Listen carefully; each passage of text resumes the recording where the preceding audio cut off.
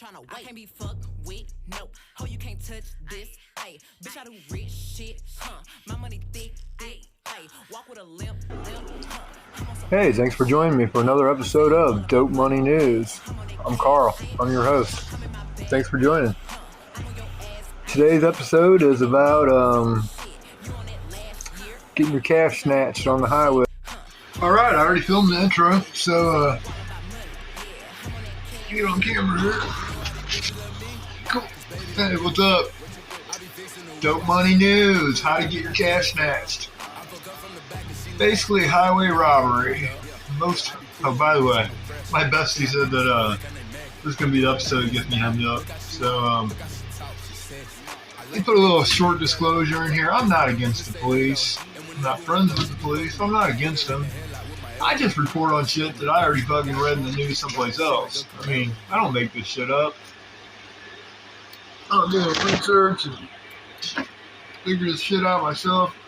I just repeat news that I've already read about and find interesting and want to throw down on Dope Money News. Okay? So, anyway. Highway robbery. Most highway seizures of cash do not lead to criminal charges, but law enforcement still keep the money. Local law agencies get to keep most of what they seize. Police focus attention on westbound highway traffic where cash from drug sales are returning to the cartels. So they're not so much worried about the drugs coming in on the eastbound highways. They're more worried about getting the cash as it's leaving, heading for the cartels. So there's a computer system that gives officers private information called the black asphalt. And what this does is gives officers private information that help identify suspicious vehicles. So how to get your cash snatched. Have a Spanish surname.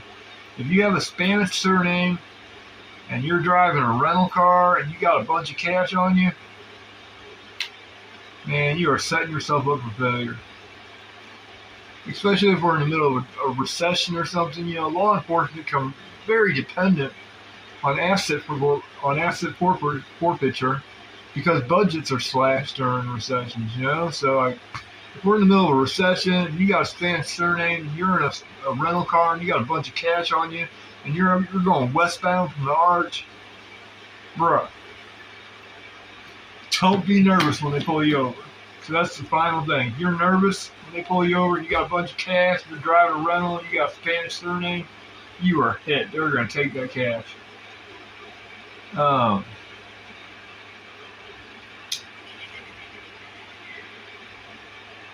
So those things I just mentioned, the Spanish surname, having a bunch of cash, being nervous, being in a rental car. Okay, what that does is it meets the preponderance of evidence standard.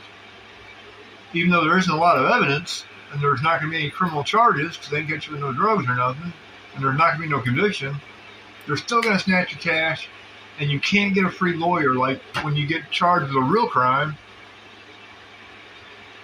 you can get a public defender if you can't afford a lawyer. But when they snatch your cash, there ain't no public defender that's going to defend you. Because for one thing, you didn't get charged with anything. And for another thing, lawyers don't want to just take on the cops. I mean, that's just how it is. So, get your cash snatched. Really,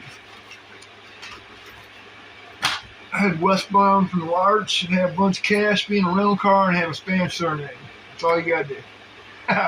You'll meet the preponderance of some evidence. Preponderance, I don't fucking know. Dope Money News. My name's Carl. Thanks for joining me. See you next time.